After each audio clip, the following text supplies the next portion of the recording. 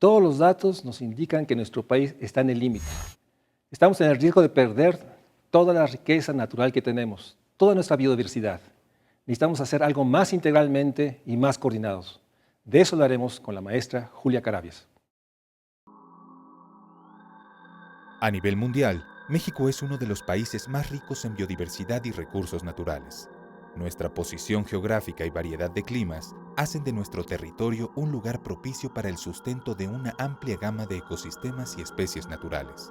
Sin embargo, a partir de la década de 1950, la superficie de ecosistemas naturales del territorio mexicano se redujo significativamente para transformarse en terrenos agropecuarios, zonas urbanas y obras de infraestructura. De acuerdo con el Programa Sectorial de Medio Ambiente y Recursos Naturales, PROMARNAT, del Plan Nacional de Desarrollo 2013-2018 del actual gobierno federal, hasta 2011, el 28.7% del territorio había perdido la totalidad de sus ecosistemas naturales y el 71.3% mantenía solo algún grado de conservación. Inclusive, México se ha convertido en el único país de la OCDE que antepone el desarrollo económico por encima de la conservación de sus bosques. La tasa de pérdida de superficie de bosques y selvas fue estimada en 155.000 hectáreas anuales para el periodo 2005-2010, lo que colocó a México en el lugar 21 de países con pérdida de bosques en el mundo. Aunado a lo anterior, el cambio climático también ha causado efectos ambientales negativos en el país. Tal es el caso de el incremento de 0.6 grados centígrados de la temperatura media anual de 1971 a 2008, la elevación de 1.8 a 9.2 milímetros del nivel medio del mar en algunas ciudades costeras del Golfo de México del año 1950 al año 2013, y la afectación del 69% del territorio por graves sequías sin precedentes en los últimos 10 años. La pérdida de ecosistemas en el mundo, y en este caso en México, tiene graves consecuencias ambientales que impactan sobre la biodiversidad, consecuencias sociales que recaen sobre el bienestar de la población y consecuencias económicas que influyen en la pérdida de recursos naturales aprovechables. Es momento de hablar de sustentabilidad y lograr que el desarrollo económico genere riqueza y bienestar social de la mano de la conservación del medio ambiente. Hay temas que yo comparto con Julia Carabias, son imprescindibles, que no podemos dejar de constante referirnos a esos áreas, esos espacios, el territorio, que pese y finalmente es el sustento de toda la vida social. Por eso, Julia, muchas gracias de estar en el Estudio México Social. Para hacer un recuento, o sea, finalmente 2014, hay más de 30 años, 32 años desde la famosa Cumbre de Río 1992, y pareciera ser que llegamos a este 2014 con una sensación, tú corrígeme, agridulce. Agridulce sobre todo aquellos que vimos, conocimos el momento del 92, que parecía que el mundo estaba decidido a poner en el eje del desarrollo, del crecimiento, de la globalidad, la sustentabilidad. Parece ser que 32 años después no fueron los resultados que pensábamos nuestras generaciones que tendríamos a estas fechas. Empecemos con un recuento. ¿Qué recuerdas de esos momentos 92 hacia adelante? ¿Cómo podrías describirnos este proceso de grandes cumbres, grandes documentos, que parecía que había un esfuerzo global que ponía en el centro pues, la tierra, como era finalmente la cumbre de Río, la cumbre que hablaba sobre la tierra como el sustento de toda la vida social? Pues gracias, Mario Luis, por invitarme a platicar de estos temas que a veces uno se siente que ya no hay muchos espacios para hablar del tema del medio ambiente, que es, al final de cuentas, como lo dices, no solo imprescindible, es un asunto de la sobrevivencia de la especie humana, ¿no? Y en efecto estamos en tiempos más agri que dulces, y ese sabor de la nostalgia que tenemos sobre aquellas épocas, pensaría que a veces es un problema generacional, nos estamos haciendo viejos y Sí. recordamos aquel pasado como bueno, pero con objetividad hay que analizarlo. Y yo creo que es que estaban los contextos muy distintos a lo que está ahora y hemos ido para atrás notablemente. En la época del 92, que tú recuerdas, y un poquito antes del 92, se estaban dando procesos sociales muy intensos en todos los lados del planeta. Los países estaban con sociedades organizadas muy fuertes. Y las Naciones Unidas tomó el liderazgo de estos temas, convocando a la entonces llamada Cumbre de la Tierra en 1992, llevada a cabo en Río de Janeiro. Esta cumbre fue la primera que logró embonar dos grandes temas, que era el tema del desarrollo social con el tema del medio ambiente. Hasta esas épocas siempre había en paralelo la visión de que los temas ambientales eran una cosa y los temas del desarrollo social otra, y los temas del desarrollo económico una tercera. Cuando a partir del texto tan importante, que fue un parteaguas en el mundo, que tiene que ver con el reporte conocido como el informe Brundtland en nuestro futuro común, que se acuña el término de desarrollo sustentable, se logra entender el embonamiento de las tres partes, medio ambiente, sociedad y economía. Sin estas tres juntas, las cosas no funcionan. Estamos en círculos viciosos todavía, en donde el deterioro del medio ambiente genera pobreza, la pobreza genera mayor deterioro. Y se veía en la época del 92, con esta Cumbre de la Tierra, un horizonte bastante promisorio, porque los países acuñaron, aceptaron, adoptaron en todas sus agendas, no solamente firmaron esa declaración de principios que el desarrollo sustentable lo hacían suyo en las agendas nacionales, sino que realmente hubo un compromiso y empezó a fluir recursos económicos, empezaron a implementarse un conjunto de políticas, a crearse instituciones, a derivar en instrumentos, a fortalecerse el marco normativo, y eso nos pasó en nuestro país. En el 94 fue el presidente Zedillo quien toma la decisión de conjuntar todos estos elementos de la parte de medio ambiente, del uso de los recursos naturales, esto en una institución que fue la Semarnap, y a partir de entonces, con un bache importante cuando hubo el cambio de gobierno, que se perdió la parte de la pesca y regresó al sector agropecuario, pero entonces se ha creado esta institución que orienta la política de la sustentabilidad ambiental en el desarrollo. Tú dirías que sí tenemos, digamos, el andamiaje institucional, el marco jurídico que se derivó de este compromiso y que se logró promulgar en el país. O sea, sí hay un desarrollo institucional que en su momento parecía que podía cumplir los compromisos que se habían marcado las sociedades, especialmente la mexicana. Entonces, sí lo tenemos. O sea, el problema es que no se está operando. O sea, ¿cuál sería el balance de esta parte del desarrollo institucional, de esta Secretaría de Medio Ambiente que tocó a ti fundar? Yo creo que el andamiaje está. Se han consolidado muchas políticas que surgieron de esta vinculación entre medio ambiente y el uso de los recursos naturales, ya no por separado, y que tiene abolladuras. Yo quisiera ver nuevamente integrado todos los elementos que se utilizan de la naturaleza en una institución para que se regule adecuadamente bajo criterios de sustentabilidad. Por eso me ha parecido que la salida de la pesca de esta institución no fue una decisión acertada, pero ha habido con esta institución, con un marco regulatorio bastante sólido, con nuevas políticas y políticas que se vinieron creando en estos últimos 20 años, tenemos una buena institucionalidad, un buen marco legal. Veo un poco ausente ahora la sociedad. La sociedad organizada no está haciendo lo activa. No había no hay estos grupos que había entonces.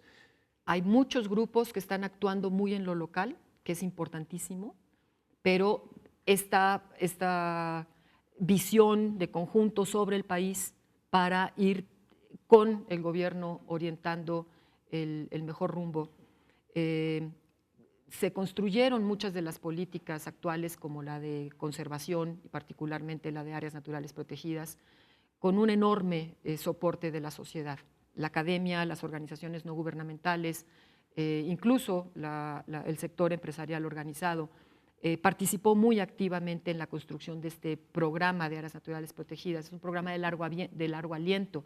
Lo mismo ocurrió con la política forestal hace unos años, pero siento ahorita una poca actividad fuerte de esta sociedad. Antes de llegar a esa parte de ahorita, llegamos a Río +20, 2002, parece que es cuando el mundo hace un corte para ver ¿Qué logramos después del Río 92? En ese Río +20 parece que se vuelve a ratificar el compromiso, pero ya empieza a estar esta tensión, empieza esta palabra, digamos, nueva para los que estábamos en el 92, del cambio climático, o sea, como un elemento que vuelve a insistir la urgencia de tomar acciones más drásticas o más consistentes para tomar el tema. Y en nuestro país llevamos nuevamente a este tema tan complejo. Tenemos instituciones, tenemos leyes, tenemos un andamiaje, pero algo fue pasando, entre otras cosas, una sociedad que se vuelve más local, se pierde este momento, y como que siento que a partir del 2002 en adelante empieza a ser parte del discurso, pero en una parte estratégica de los nuevos actores digamos, del poder en términos de política económica, y se mantienen ciertas inercias, pero no en la centralidad que tenía en los 90. ¿Estarías de acuerdo con este Sí, juicio? estoy totalmente de acuerdo. Yo creo que hubo una baja de la atención en el tema ambiental. En la administración del presidente Fox, el presidente Fox no le metió al tema ambiental lo suficiente. Y bueno, en un régimen presidencialista todavía, si el presidente de la República no está mandando esa señal, no está logrando que a su vez gobernadores, presidentes municipales, los secretarios, etcétera, lo estén tomando de manera suficiente. Tuvimos un bache a nivel nacional, pero también es un reflejo del bache que ha habido a nivel global.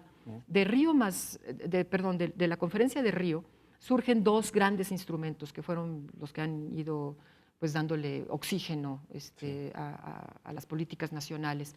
El tema de cambio climático, como dices, a través de la Convención Marco de las Naciones Unidas para el Cambio Climático y la Convención de Diversidad Biológica. Estas dos fueron generando a su vez instrumentos, y estos instrumentos los países los firman, se hace vinculante y tienen que cumplirlos. En cambio climático, más o menos se ha venido incorporando, con un enorme retraso, tenemos problemas muy serios, no se están cumpliendo las metas, estamos teniendo que renegociar ahora los instrumentos, terminó el protocolo de Kioto en su primera etapa, y en esta negociación que habrá ahorita en Perú en diciembre y el año que viene en París, que es la definitiva, se tiene que llegar a un nuevo esquema vinculante entre todos los países para cambio climático. Y ahí van los países. Es un tema económico fundamentalmente el que lo detiene. Es un problema de la no utilización del petróleo. Esto es un tema que implica una revolución realmente, no solamente desde el punto de vista tecnológico, sino también económica. Ha habido mucha aportación de opciones, de líneas muy claras de por dónde se puede. Sí hay un horizonte en el que se ve que no es un asunto tecnológico el que nos detiene, es un asunto de voluntades y los países y de muchos intereses económicos. Pero si los países se comprometen, es algo que podríamos resolver. Ya se resolvió un problema que hay que tener siempre de referente, que es la apertura de la capa de ozono. Este problema de las radiaciones ultravioletas y que no se detienen porque la capa de ozono se rompió, y que fue señalada por entre otros, el premio Nobel mexicano Mario Molina, modificó las formas de producción de esos clorofluorocarbonados. Esto se modificó la producción de los refrigeradores, de los aires acondicionados, aerosoles, etcétera, y se está cerrando. Déjame hacer un corte para hablar de la otra dimensión y poder continuar y regresar al espacio, ahora sí, el territorio mexicano, o sea, cómo percibimos de lo que se logró, qué tanto sigue estando y qué tanto está en riesgo, y esta enorme presión de una economía que no crece, una demografía que se expande y que hoy tiene tensiones mayores. Vamos a un corte, regresamos para hablar con Julio Carabias sobre la gran dimensión de la sustentabilidad, la enorme necesidad de volverlo a poner en el centro, porque como bien nos recuerda Julia, sin territorio, sin recursos naturales, no habrá ni viabilidad social, ni mucho menos económica. Vamos a un corte y regresamos al Estudio México Social. De acuerdo a la Comisión Nacional para el Conocimiento y Uso de la Biodiversidad, la biodiversidad o diversidad biológica es la variedad de la vida. Este reciente concepto incluye varios niveles de la organización biológica. Abarca la diversidad de especies de plantas, animales, hongos y microorganismos que viven en un espacio determinado, a su variabilidad genética, a los ecosistemas de los cuales forman parte estas especies y a los paisajes o regiones en donde se ubican los ecosistemas. También incluye los procesos ecológicos y evolutivos que se dan a nivel de genes, especies, ecosistemas y paisajes.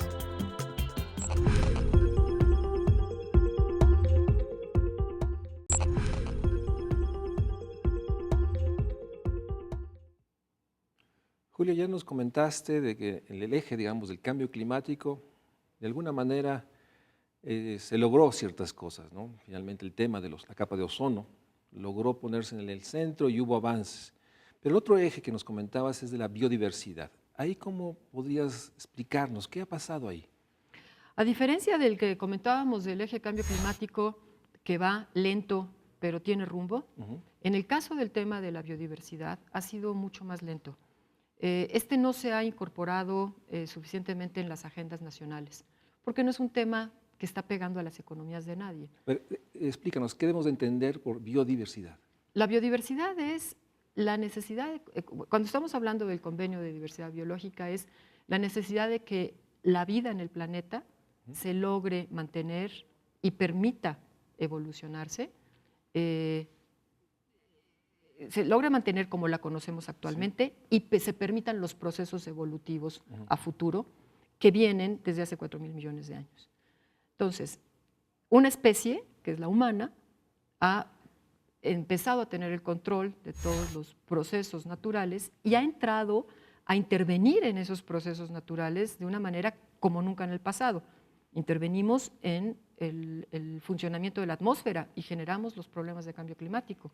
Y estamos interviniendo en los procesos evolutivos de las especies que las está deteniendo en su posibilidad de seguirse preservando y continuando en la ruta de la vida, lo cual, puesto y dicho así, es aterrador porque una especie va a tener el control de las demás, que además no lo va a tener. Lo que le va a pasar a la vida en el planeta van a ser muchos cambios, pero el primero que se va a ir en ese cambio es la especie humana, si seguimos con estos procesos, porque evolucionamos nosotros en un contexto, en una serie de condiciones biofísicas que nosotros mismos estamos transformando.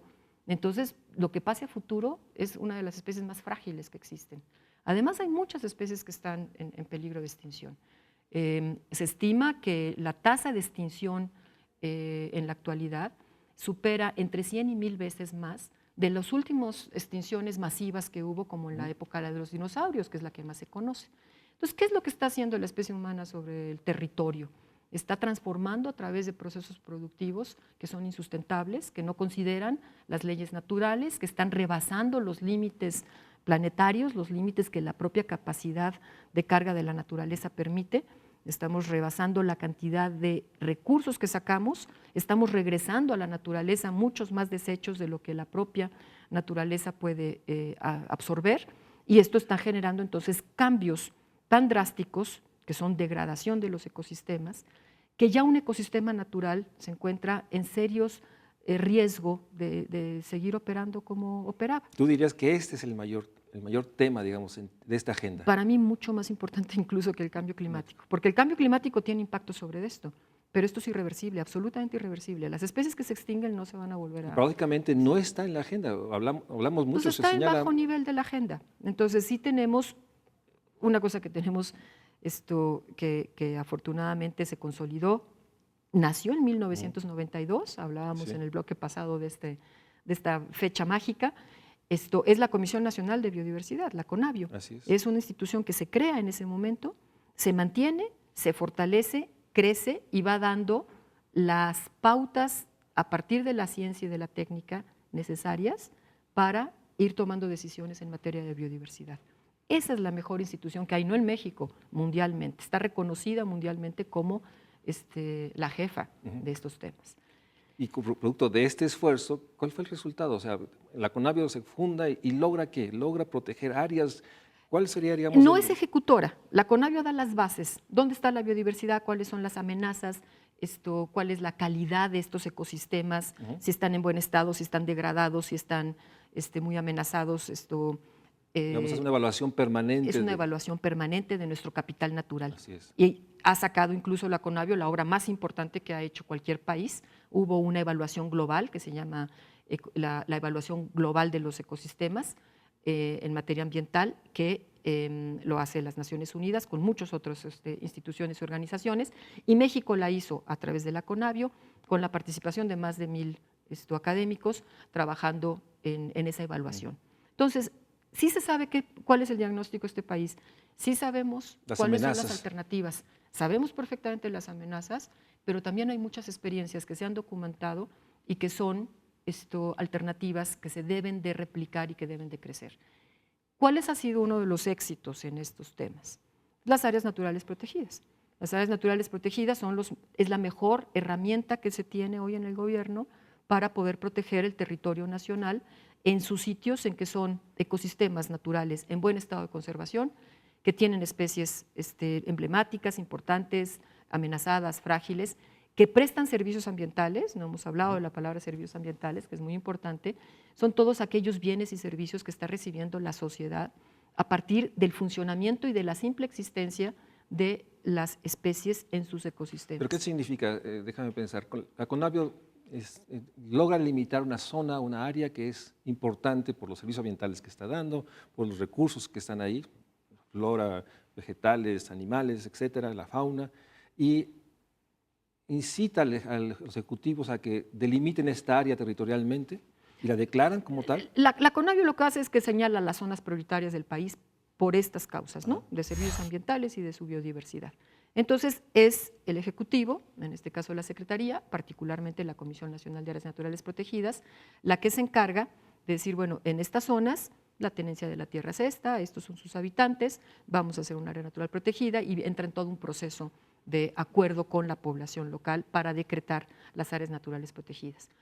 Hubo un tiempo en nuestro país que tuvo un enorme impulso a las áreas naturales protegidas. En la época de Cárdenas, con Miguel Ángel de Quevedo, se decretaron los primeros parques nacionales en las partes altas de las cuencas para definir, desde delimitar territorios o quitar las broncas interterritoriales de los estados, y en las partes altas de las cuencas definir estos como los sitios de recarga más importantes de agua de nuestro país. Ahí se decretaron la mayoría de los parques nacionales. Pero posteriormente las áreas protegidas eran de papel, se perdieron muchas, ya nadie en la práctica no estaban realmente protegidas. Ni estaban protegidas, ni interesaba continuar con esta tendencia. Fue hacia finales de los años, en los años 70, finales de los 80, que a través del doctor Hafter empiezan nuevamente la insistencia de decretar y surgen las reservas de la biosfera. Y posteriormente, en los años 90, fue cuando tenemos un impulso fuertísimo, se crea a final de la administración del presidente Zedillo la primera Comisión Nacional de Áreas Naturales Protegidas. Desde entonces se ha mantenido y ha venido creciendo la cantidad de superficie que está bajo este régimen de protección. ¿Cuál es el balance que tenemos en términos de...? Actualmente son cerca de 25 millones de hectáreas entre terrestres y marinas. Esto es mucho, es poco, es una cifra que no se puede valorar así simplemente por el número, sino hay que ver por el tipo de área que se está preservando. O la pregunta sería si hay otras áreas que deberíamos proteger. Sí, por supuesto. Entonces, podría sonar mucho 25 millones de hectáreas, pero no tenemos suficientemente representado todos los ecosistemas distintos de nuestro país. Entonces, lo importante es, además de superficie, la representatividad de que todos los ecosistemas terrestres que tiene México, en donde alberga la flora y la fauna, estén con algún régimen de protección para evitar que estos se extingan. Y en ese sentido, si tenemos 25 millones de hectáreas, tú dirías, ¿cuál es el porcentaje efectivo de protección de esos 25 millones? ¿El 50% o el 80%? Yo creo que vamos bien. O sea, ahí sí todas las podríamos áreas, de alguna manera están... Muchas amenazas, muchos problemas, pero entre un decreto y un no decreto es toda la diferencia. Van bien, tienen que ir mejor. Le falta personal a la CONAM y tiene que tener más recursos económicos. Hay que ayudarle a la CONAM para hacer su papel. Y creo que si el gobierno actual toma como una prioridad la conservación del patrimonio natural, hay que subirle a la CONAM un poco de recursos humanos, un poco de recursos económicos, y va a poder hacer su papel muy bien. Va bien. Pero nos están faltando muchas áreas protegidas todavía en sitios en que no hay representatividad, ¿no? Déjame hacer un corte y ahorita regresando nos platicas dónde están estas áreas, dónde realmente deberíamos actuar, porque finalmente nos deja esta reflexión de que sí se puede proteger de mejor manera lo que ya tenemos, si en este presupuesto 2015 se destinan recursos humanos, económicos, para proteger lo que ya tenemos delimitado. Y eso parece ser un asunto de voluntad política de legisladores y voluntad política del gobierno federal, obviamente, pero nuevamente tiene que ver con esta visibilidad de que hay acciones que no pueden ser postergadas porque el costo de no hacer bien las cosas, cuando se habla de territorio, es un costo altísimo. Mucho de lo que no hacemos ahorita, sin duda, tendrá altas consecuencias para la vida social, la vida económica y sobre todo para nosotros, los seres humanos. Vamos a un corte y regresamos para seguir hablando con Julia Carabias.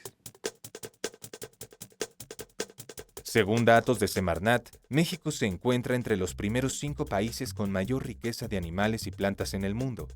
Con respecto a los primeros, en cuanto a los anfibios se refiere, se encuentra en el 4º lugar. Con respecto a reptiles, se ubica en la 2ª posición después de Australia. En cuanto a mamíferos, está situado en el 3er lugar después de Indonesia y Brasil.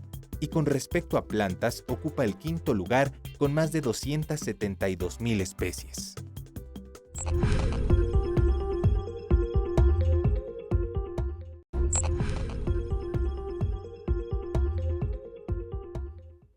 Tengo, después de 2 bloques, la sensación de que esta reflexión agridulce tiene ciertos elementos de ciertas esperanzas. Has dicho 2 veces que ahí vamos bien, pero por otra parte, tú sobre todo sabes que hay muchas amenazas, muchas que están obviamente ligadas a la oportunidad. ¿Qué amenazas? Empezabas a señalar que bueno, hay territorios que deberíamos declarar áreas protegidas y eso, la amenaza es que si no lo hacemos, pues bueno, podemos la oportunidad. Entonces, en esta parte de las amenazas o las debilidades, para hablar de un esquema que tú verías ahorita en términos de la sustentabilidad, en términos de todo lo que implica hablar digamos, de los recursos naturales, ¿cuáles podrías señalar como las más importantes que debemos tener en la agenda?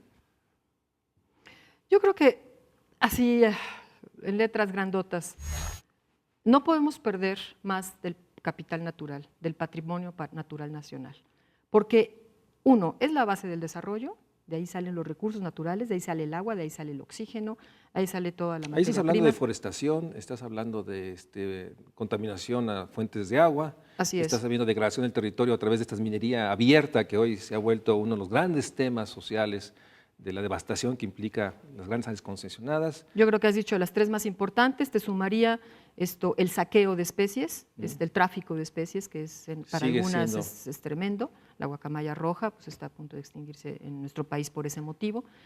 Entonces, esos son los factores de presión permanente que van a provocar, si no se detienen, la pérdida del capital natural que no podemos importar de otro país, que no podemos prescindir de él para el desarrollo ni para el bienestar. Por el contrario, lo que tenemos que lograr es que estas áreas naturales protegidas y estos espacios que todavía estarían por decretarse, que se conserven, tendrían que ser los espacios que fomenten el desarrollo regional sustentable. Gracias a que eso existe, todo lo que ocurre a su alrededor deben ser los espacios de mejor calidad de vida para esos mexicanos. Deberían ser los mexicanos privilegiados por vivir allí o más aún por ser los propietarios de estos espacios. En nuestro país está toda la tierra repartida. Entonces, estos ecosistemas pertenecen a gente. Esa es la gente que tendría que vivir en las mejores condiciones de vida porque tiene la mejor calidad del medio ambiente. Sin embargo, y esa es la gran contradicción que tenemos en nuestro país, tan lacerante y que no puede ser posible. En esa riqueza tan extraordinaria de nuestro país desde el punto de vista natural, vive la mayor pobreza. ¿Sí? Estos territorios son fundamentalmente de comunidades indígenas, campesinas, que viven marginados, que viven en situaciones de analfabetismo, no tienen servicios de salud. Sí, una gran marginación, una gran carencia de todo, y con una presión demográfica muy alta. Y con presiones demográficas que en algunos sitios están en 4, en 5, en 6%. Entonces, esta tendencia, uno, va a hacer que ellos mismos acaben con esos recursos. Sí, para sobrevivir tienen que tirar el árbol, para sobrevivir tienen que vender el animal o la especie. Sí, o comerlo. Comérselo. Tienen que vivir de esos recursos en una forma que no es sustentable. Para que sea sustentable, el gobierno tiene que implementar un conjunto de políticas y de subsidios para favorecer los procesos productivos sustentables, eliminando las prácticas insustentables.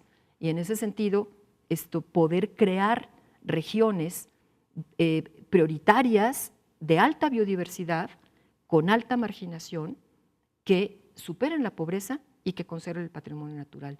Yo creo que son los dos elementos a los que tenemos que apostarle. Debemos de lograr en nuestro país mejorar las condiciones de vida de toda la población que tiene este tipo de recursos naturales, y esos recursos naturales se tienen que conservar. Es un reto, porque no es más de lo mismo. Así como vamos, va al revés. Las políticas se enfrentan. Una política agropecuaria se enfrenta a una política ambiental. Sí, y la política social, que mucho es asistencial en términos de lograr que la gente pueda subsistir mientras algo pasa, no engarza, o sea, no hay este elemento. Entonces tenemos la Secretaría de Agricultura, Ganadería y Pesca, que tiene su lógica, digamos, de producción, esta parte de desarrollo social que atiende lo urgente, y una parte de desarrollo económico que no está ligado más a los intereses, finalmente, y una debilidad institucional, o sea, porque finalmente hay municipios que se vuelven parte también de esta lógica, ¿no? Municipios que no tienen, no sacan los instrumentos, también son los que permiten, o es permisivo la mina de arena, extraer las piedras del río, o tirar los árboles, a veces para lógicas, digamos, dramáticas, porque tiran un árbol centenario para una viga, para probablemente un espacio que no se necesitaba ese árbol. Entonces, esta debilidad institucional más esta presión demográfica en las zonas de mayor pobreza y desigualdad, déjame meterme ya ahorita a este siglo, cuando las oportunidades de empleo, las oportunidades educativas, no son ni por mucho lo que deberían ser, pero ha habido degradación. No está, el centro de salud está, pero no opera, está la carretera que hubo, se deterioró, el servicio de agua potable está, si había una vez, no funciona. Entonces, yo creo que ahí sería la mayor amenaza, la ausencia de una estrategia de desarrollo regional sustentable. Si es así, ¿qué elementos debería tener este desarrollo regional sustentable? Ya mencionabas 3 grandes ejes, pero en la experiencia de campo, o la experiencia que tú tienes, ¿qué implica? ¿Qué habilidades deben tener los habitantes para poder aprovechar y tener esa calidad de vida que hoy no tienen?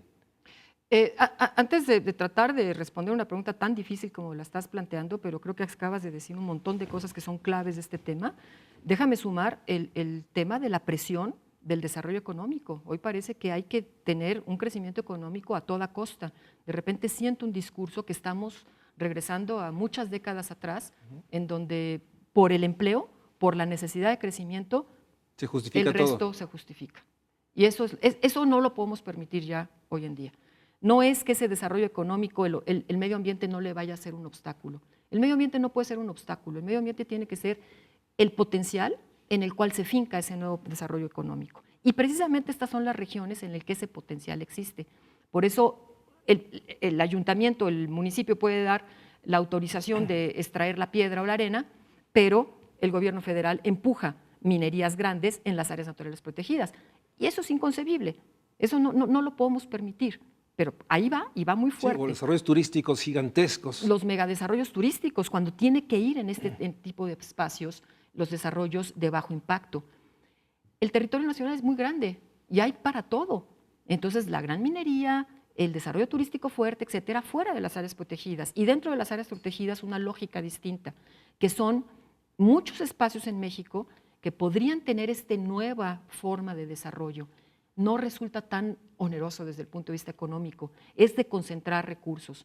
El primer factor tiene que ser un proceso de transversalidad de las políticas, una actuación coordinada de todas las instituciones, en donde, bajo el mismo principio, superar la pobreza, mejorar las condiciones de vida de la gente y conservar los recursos naturales, puedan alinear sus políticas. Ahí el tema que tenemos es una debilidad institucional. Yo no veo la Secretaría responsable con la fuerza para articular esa transversalidad. El presidente de la República. Tiene que ser Tiene que entrarle el presidente de la República a dar estos señalamientos. Estos señalamientos son de decir, en estas 15, 20 zonas prioritarias nacionales hay que trabajar de esta forma. Y entonces todo se coordina. Yo creo que se está gestando una situación interesante en la selva lacandona. A partir de hechos muy dramáticos que han ocurrido durante este año, varios, en uno personal, hay que sembrar oportunidades. Simbró. Está la gente asustada. Hizo visible la problemática que hay allí. Y el gobierno está entrando a un proceso de coordinación y tiene que concretarse. Va lento, porque nos están ganando otras agendas. Y eso es lo que no puede ser, porque si estas agendas se retrasan, entonces vamos a tener problemas mayúsculos en estas zonas. La pobreza, la ilegalidad, la migración, la impunidad, el tráfico de muchas cosas ilegales. Todos los tráficos ilegales. Todos los tráficos ilegales pasan por estas regiones. Si no se atienden a tiempo, vamos a tener que estar apagando fuegos cuando ahorita pueden ser preventivos. Esta es parte de una agenda nacional estratégica que se podría actuar entre muchos millones de mexicanos en la parte más importante del capital natural mexicano para probar formas distintas de desarrollo sustentable. Hay muchas experiencias que nos están diciendo sí se puede hacer de esta forma, por eso todavía hay un poquito de esperanza entre los que estamos en y todavía generación. Se ha preservado algo. Y ahí obviamente la necesidad de hacer alianzas. Yo creo que en esta realidad global en el mundo, si no tenemos el apoyo de grandes empresas, grandes empresarios que compartan esta visión, para hacer contrapeso, porque estos intereses, digamos, microempresariales o de la negligencia, impunidad, corrupción de autoridades a todos los niveles, o simplemente ausencia de la prioridad de esto, tener aliados, y ahí en ese sentido, no sé si en México existen grandes empresas que puedan también compartir esta visión, que se puede tener un desarrollo sustentable que le dé calidad de vida a los que viven, sobre todo en ese territorio, y que detengan estos intereses. Sí tenemos esto en México, sí tenemos realmente aliados. Yo creo que hay aliados, pero a través de los mecanismos de las fundaciones, de las empresas, que se convierten entonces en recursos de apoyo a lo que quienes lo reciben decidan, ¿sí? Yo no veo en las empresas una visión de apostarle al desarrollo sustentable. Se sigue con las mismas dinámicas de un crecimiento económico que no está atendiendo el medio ambiente lo suficiente, y está el brazo del apoyo social o ambiental. Hay fundaciones nuevamente ambientales la contradicción. y sociales. Pareciera ser que somos una generación que somos construidos con esta noción de que hay que preservar la naturaleza, ¿no? Sembrar un árbol, ¿no? Parece esas escenas que vemos de pronto que un banco siembra 1000 árboles en la Malinche. Y parece ser que en la lógica, digamos, empresarial de ganancia, de obtener la mayor utilidad, no está como un eje importante de rentabilidad económica, que no dudo que podría tenerla, y eso sí es preocupante, que no tengamos Mira, ese... está en la fracción de sus fundaciones, tienen un discurso muy sustentable, y no está en el plan de negocios. De negocios. Ahí es donde tiene su que gran estar. empresa. Yo veo pocas empresas con planes de negocios sustentables que estén puestos a apostarle a desarrollar distinto. ¿Sí? Déjame ir a un corte. Nos quedamos con esta reflexión que nos hace Julia. Por una parte, si el presidente de la República no pone en el centro y no encabeza visitando estas zonas, articulando procesos que resuelvan el gran tema de la coordinación y de la suma estratégica de todas estas partes, en un sistema presidencial como el que todavía tenemos, no tenemos otra opción. Y por otra parte, necesitamos insistir, necesitamos que los planes de negocios de las grandes empresas, de estas empresas globalizadas mexicanas, pongan en el centro la enorme necesidad de construir un crecimiento que genere equidad, pero eso solo puede darse si hay un desarrollo sustentable. Y ahí todavía nos falta encontrar, más allá de las fundaciones que bien nos recuerda Julia, esas grandes empresas globales mexicanas que se pongan al frente. Y es urgente, tan urgente como que el presidente de la República mande señales, mande gestos, visite y articule al gobierno, a los gobiernos, porque de otra manera nos quedamos sin opciones y eso es inaceptable en esta búsqueda, como bien dice Julia, de sembrar oportunidades y mucho de esperanza. Damos un corte y regresamos al Estudio México Social. Las áreas naturales protegidas son las zonas del territorio nacional y aquellas sobre las que la nación ejerce su soberanía y jurisdicción, en donde los ambientes originales no han sido significativamente alterados por la actividad del ser humano o que requieren ser preservadas y restauradas.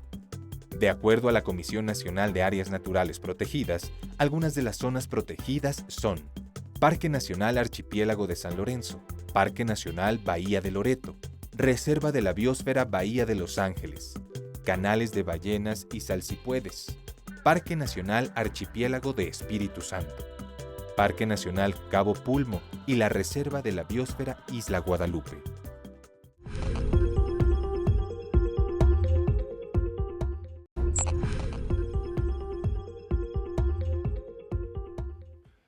Julia, en este último bloque me gustaría que pudiéramos delinear los ejes, grandes ejes que podrías tú señalar como orientadores de lo que habría que continuar, habría que fortalecer o incluso iniciar para poder preservar la biodiversidad, seguir construyendo una agenda que ponga en el centro de todo el desarrollo, la necesidad pues, de cuidar y proteger lo que tenemos y evitar lo que muchos sentimos, se sigue perdiendo, se sigue amenazando y con riesgos irreversibles. ¿Cuáles serían esos ejes que podría señalar fundamentales más allá de su expresión territorial?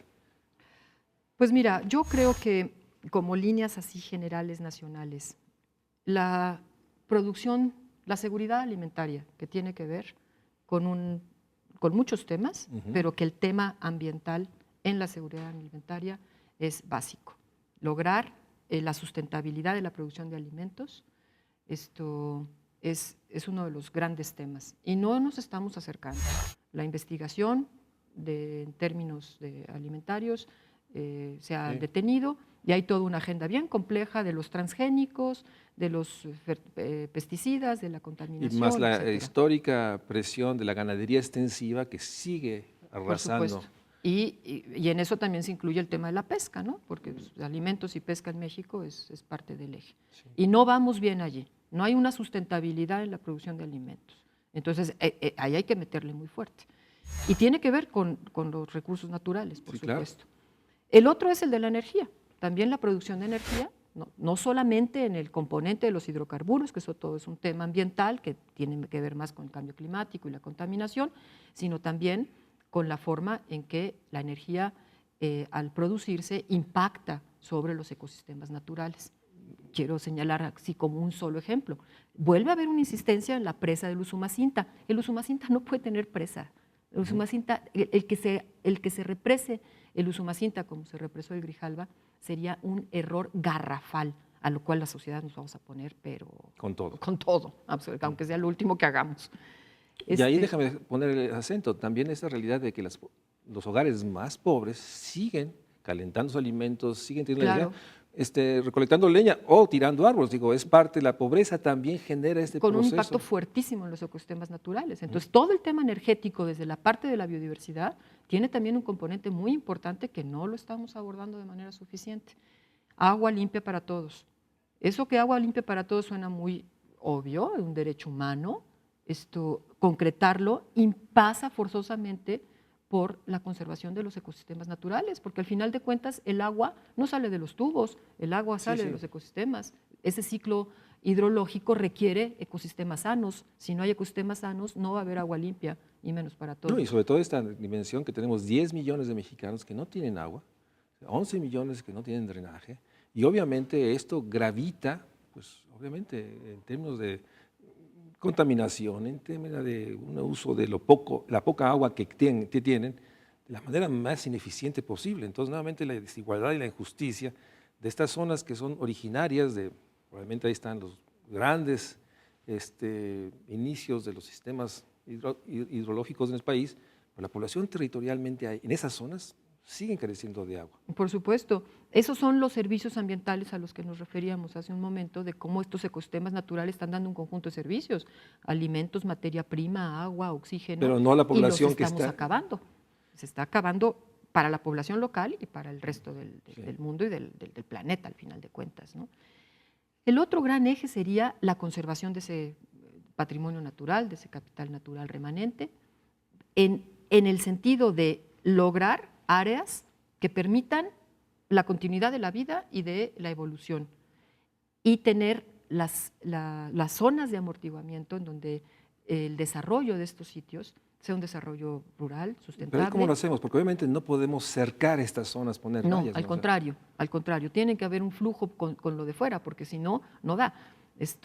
Pero tiene que haber procesos productivos sustentables con la interacción coordinada de las distintas instituciones cuyas políticas estén alineadas, en donde haya un plan de desarrollo rural sustentable, con los distintos órdenes de gobierno alineados en sus políticas en esos programas de desarrollo sustentable. Esos programas se pueden hacer, pero se tienen que hacer ad hoc para las distintas regiones. No tiene nada que ver el desierto de Chihuahua de Sonora con las selvas de Chimalapas o de la selva lacandona. Ahí podríamos incluir esta idea de, creo que es muy europea en términos de pagarle a la población local para que cuide, preserve los recursos, o sea, que su empleo sea ese. Sí, tenemos un instrumento que se llama el pago por servicios ambientales, pero es un subsidio, y es un subsidio que no se mantiene de muy largo plazo. Por lo tanto, hay que generar empleo a partir de eso. Hay muchos empleos, porque hay muchos procesos productivos que pueden surgir del uso adecuado y sustentable de estos ecosistemas,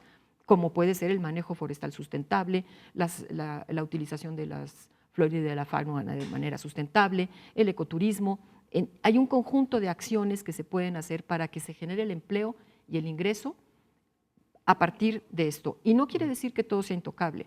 Hay mucha superficie que ya está incluso transformada, a la cual hay que subir la productividad. La Zagarpa tiene programas específicos que han probado la reconversión productiva y resulta muy eficiente. Y no es oneroso, pero se requiere la capacidad técnica humana. Ese capital humano es el que también está disperso y no está siendo formado hacia allá. Por eso es tan importante instituciones como la UNAM, como el POLI, como otras universidades, Chapingo, las universidades regionales, que tengan en sus programas esta formación. De estos profesionistas que necesitamos. Estos profesionistas para el desarrollo sustentable, que son proyectos distintos. Sí es el manejo forestal, pero no el de sacar toda la madera útil, sino el de tenerlo de manera sustentable. Sí se pueden sacar el aprovechamiento de la flora y de la fauna, pero no quiere decir que eso se convierta en la depredación como un carácter minero, sino que sea de manera perdurable para siempre. Y eso implica técnicas distintas, recursos económicos, recursos humanos, coordinación intersecretarial, planes, una forma de gobernanza regional en donde los distintos órdenes de gobierno tengan espacios para comunicarse con la sociedad, una sociedad organizada, los productores organizados. Todo esto parece mucho, pero esto se da y se ha venido dando en nuestro país, no es nada nuevo que haya en nuestro país, es que no se pone de conjunto en un territorio dado. O sea, hay pedazos en una parte, hay otros pedazos en otra parte, todo la aislado, fragmentación todo y no aislado. realmente. Ahora, eso. Coordinemos esto en territorios, pongámoslos en la prioridad y que no nos gane una agenda que es absolutamente la prioridad de la prioridad ahorita, la corrupción, la impunidad, la seguridad. No puede tolerarse esto. Y esto ha simbrado las conciencias de la gente actualmente. Pero si vamos dejando lo otro, que es igual también prioritario, lo que nos va a pasar es que en estas zonas se van a complicar los procesos sociales y como tal va a ser una emergencia. Porque hay pobreza, porque hay necesidad y porque se está acabando. Estamos en el límite de esas capacidades de la naturaleza de poder. Así de claro, o sea, realmente. Yo creo que estamos en el límite. ¿Tú crees que este momento, si no hacemos algo de esta integralidad, van a empezar a explotar por todos lados? Tendremos fenómenos sociales de distinta índole por la pobreza, la marginación, la desigualdad, la exclusión, la injusticia en síntesis, asociado con un proceso de intereses que pues, ven el territorio, los recursos, pues como una manera, digamos, un elemento más de su plan de negocios, pero no en el centro de términos de construir a partir de la preservación la riqueza, que sin duda es deseable. Entonces sí que estamos en un momento límite, digamos, en lo que se haga en los próximos 2, 3 años, o en esta administración será, digamos, definirá para muchos territorios. El no hacer también es una señal. No. Hay sitios en nuestro país, los más húmedos que existen, Tabasco, la selva lacandona, en donde las vacas en la época de seca se mueren de sed y en la época de lluvia se ahogan. Eso quiere decir que ya hay un desequilibrio entre esa parte económica, entre esa parte natural y en donde la gente pues, pierde toda su cosecha, pierde todo su ganado, porque estamos en situaciones extremas, que antes tenía otros mecanismos de absorción, de buffer.